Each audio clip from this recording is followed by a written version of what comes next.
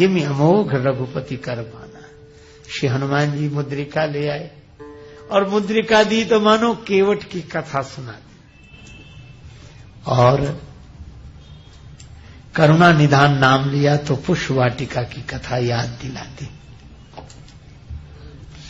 सीता माता समझ गई यह राम जी का दास है,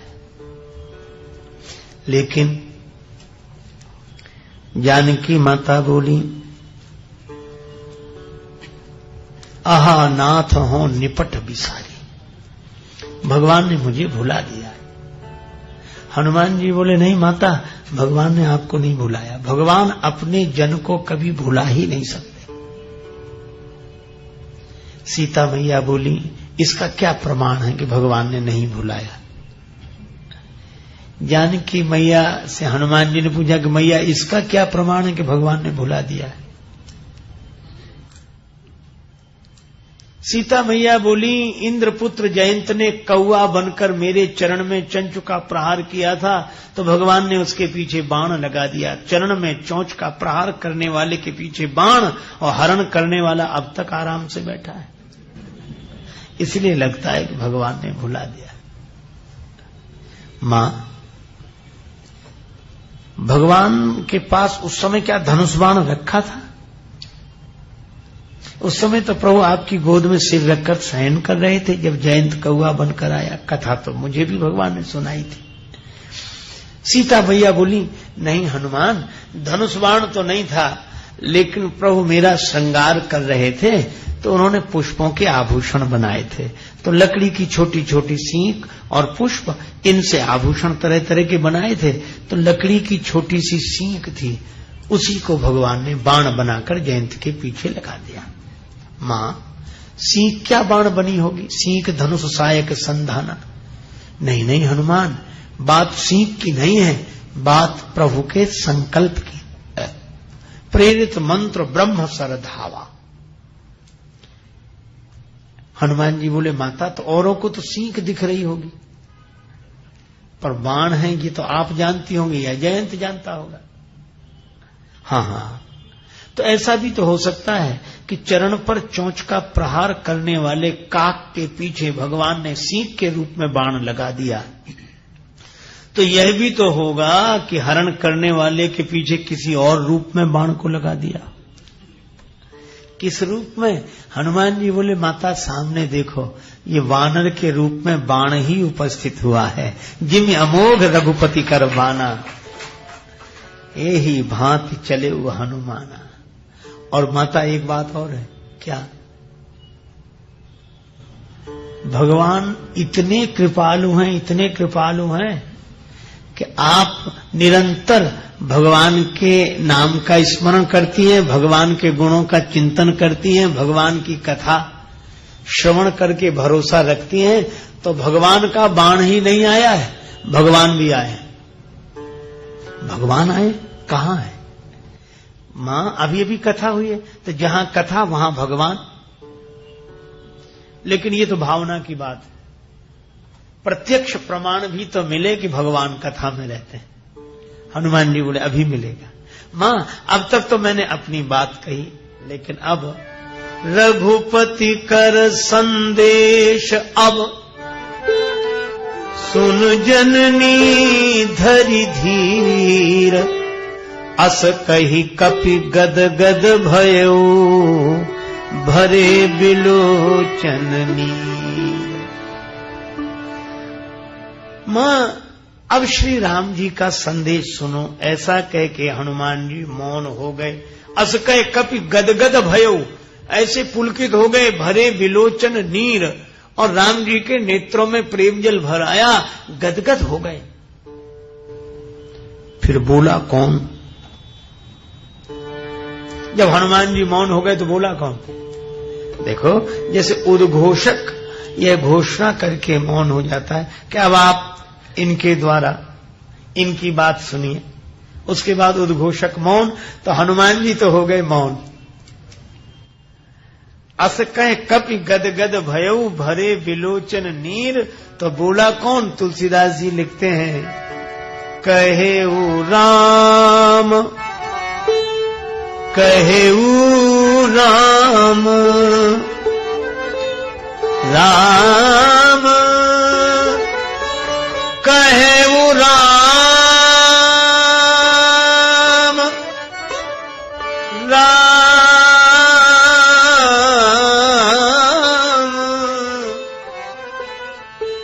राम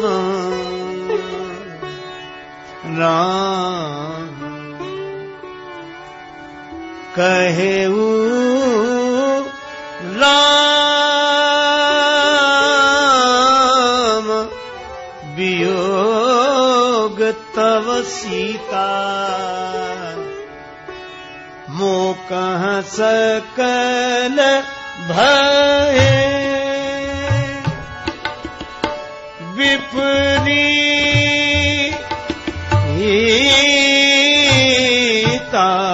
कहेऊ राम वियोग राम राम वियोग राम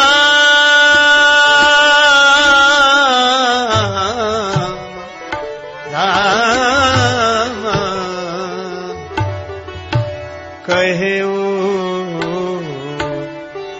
राम वियोग। राम जी बोले कहेऊ राम। अच्छा राम जी कहाँ थे जो बोले? वहीं थे।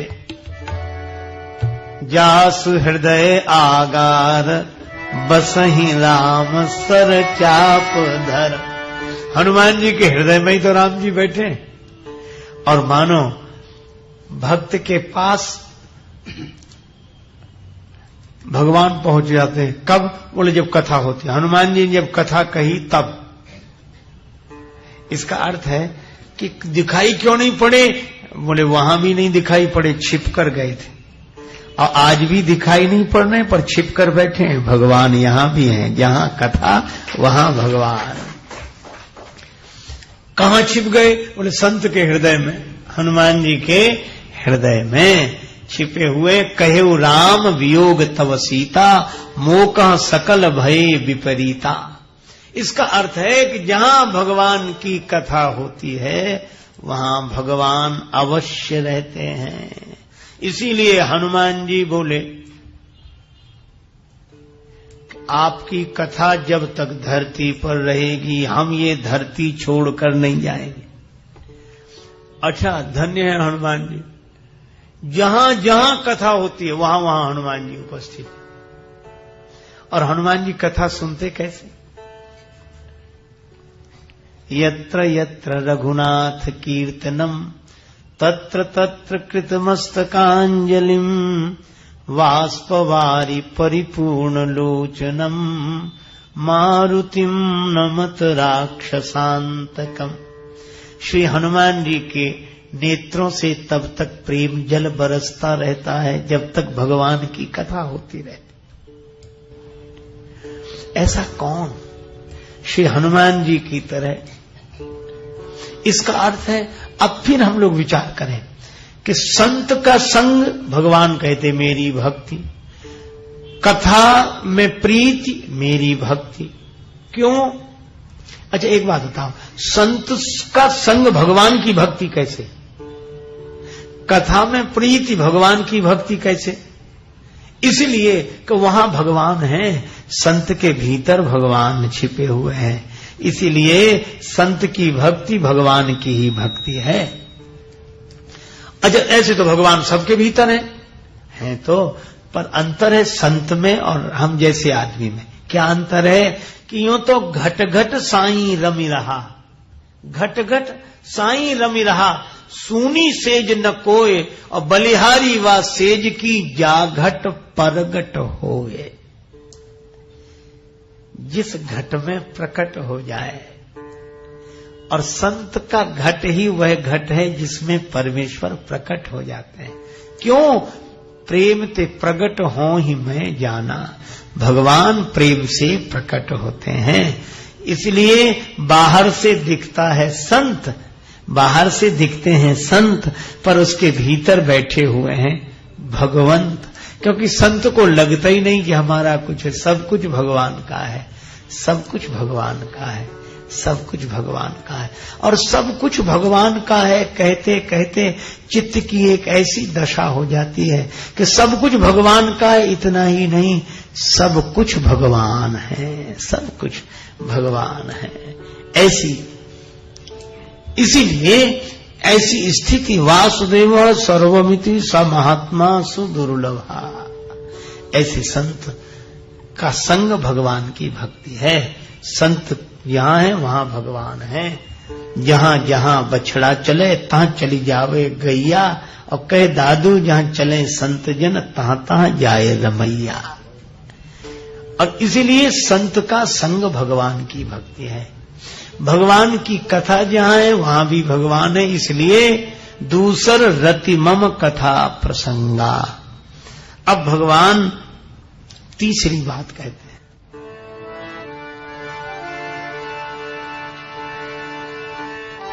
गुरुपद पंकज सेवा तीसरी भगति अमान अमान।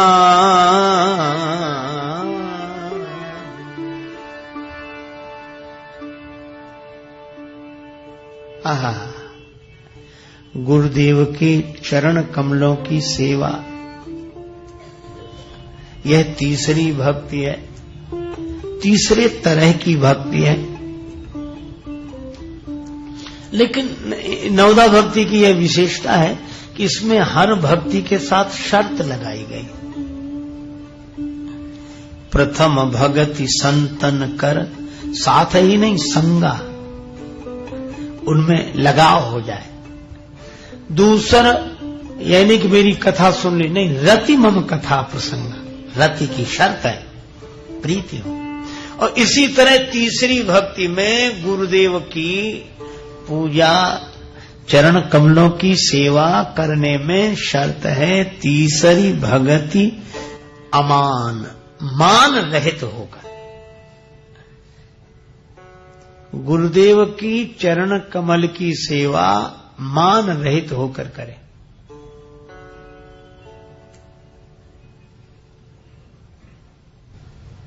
रावण भी गुरु भक्त है, और ऐसा भक्त है कि उस जैसा कोई नहीं हो, तो सिर काट काट कर चढ़ाता है, सिर काट कर चढ़ा दिए पर सिर झुकाया नहीं। सिर झुकाता तो अभिमान की निवृत्ति होती, सिर काटने से तो अभिमान और बढ़ गया, ये तो सिर्फ झुकाते ही है, मैंने तो काट कर चढ़ा दिया। तो गुरु सेवा तो है पर इतना अभिमान। अच्छा, रावण ने कभी सिर झुकाया ही नहीं। एक बार देवताओं के लोक पर, स्वर्ग पर चढ़ाई कर दी रावण ने, आपन चले गदा कर लीनी, देवता घबराए, रावण आवत सुने सकोहा, देवता भागे, देवन तके मेरु गिरी खोहा।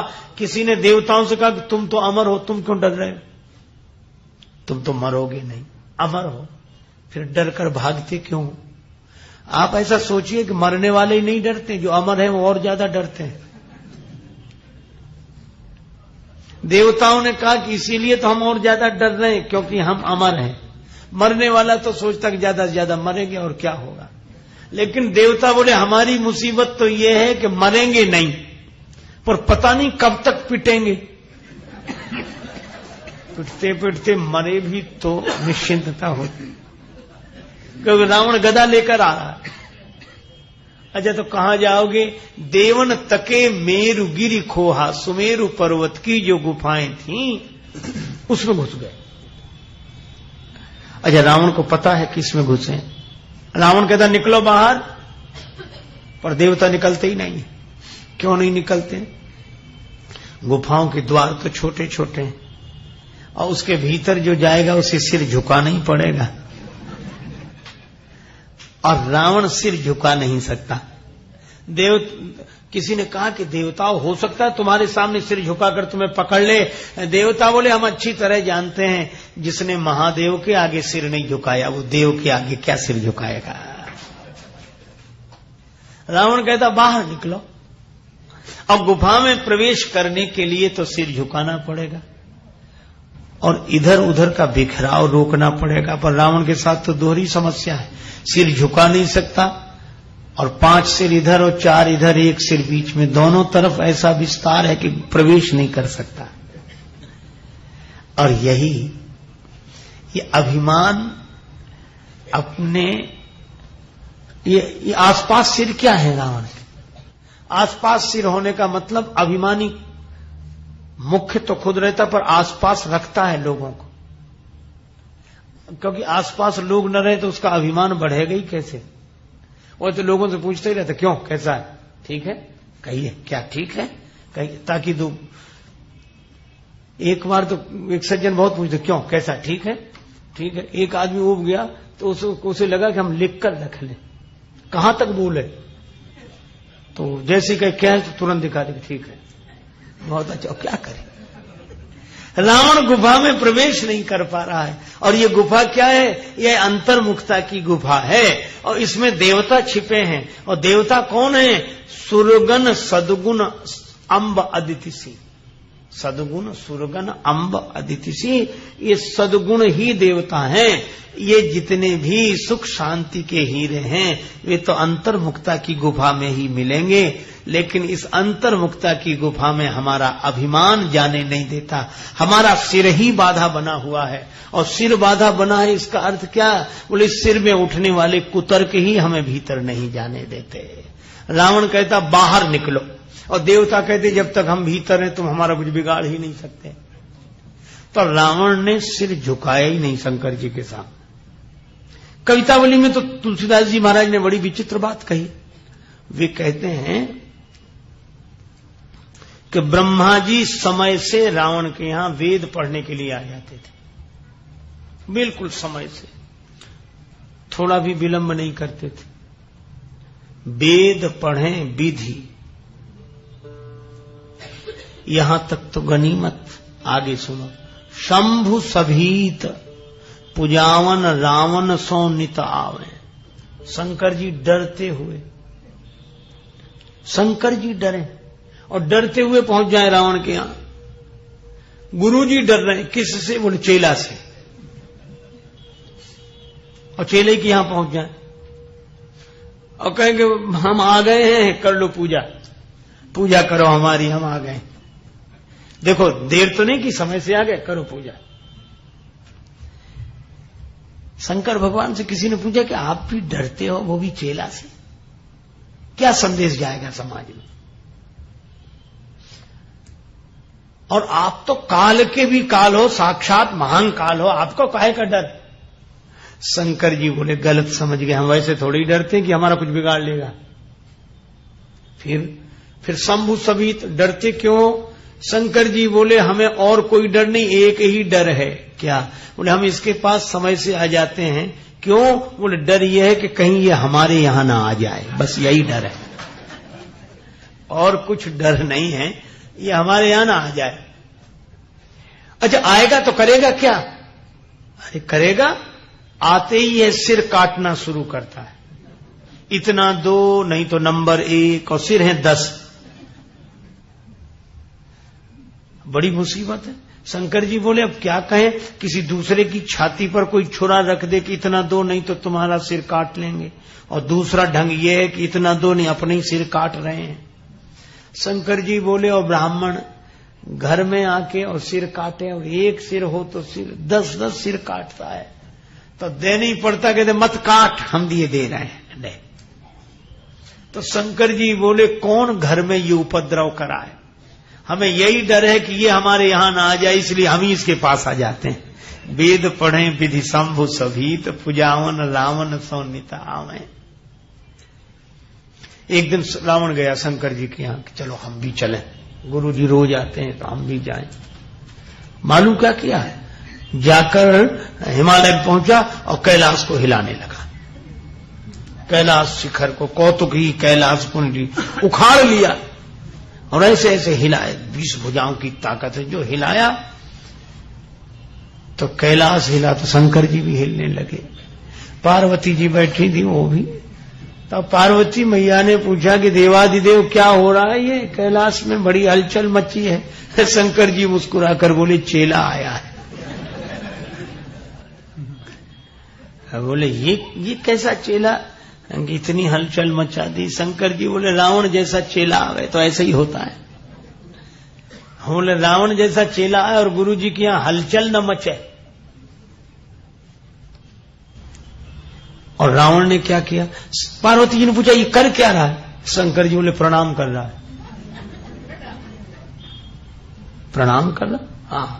और सचमुच ने कैलाश पर्वत उखाड़ लिया और सिर पे रख लिया। किसी ने पूछा क्या कर रहे हैं? बोले गुरु जी को प्रणाम कर रहे हैं। तो बोले ये प्रणाम का कोई तरीका है? प्रणाम तो तब किया जाता है कि चरणों में सिर रखो, तो गुरु जी सिर पर हाथ रखते हैं कि तो उठो बेटा, उठाते हैं।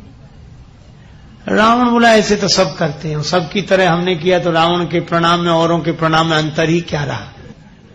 तो बोले अब क्या अंतर है?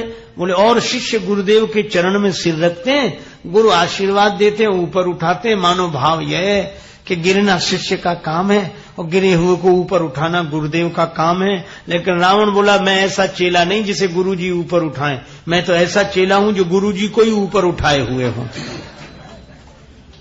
अब बोलो अभिमान की ऐसी वृत्ति हो कि गुरुजी के कारण हम ऊपर नहीं उठे, हमारे कारण गुरुजी ऊपर उठे, हमारी वजह से लोग गुरुजी को जानते। पहले कोई जानते ही नहीं था, वो तो जब से हम चेला बने तब से। यह अभिमान। गुरुपद पंकज सेवा तीसरी भगति अमान। और इसीलिए अगर देखना हो तो भगवान को देखो। रावण के भी गुरु जी हैं, लेकिन रावण अभिमान नहीं छोड़ पाया। और राम जी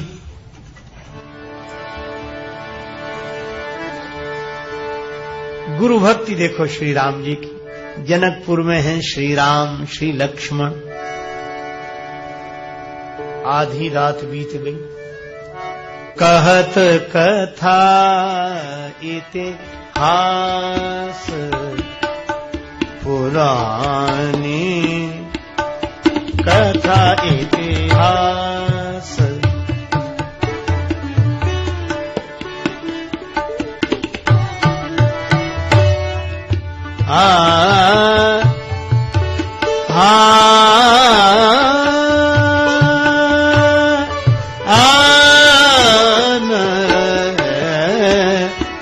कथा इतिहास, कथा इतिहास। रुचिर रजनी जोग जाम, जाम सिरानी,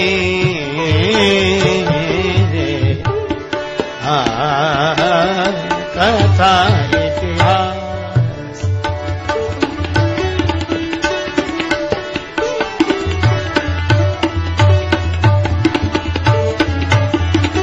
कहत कथा इतिहास,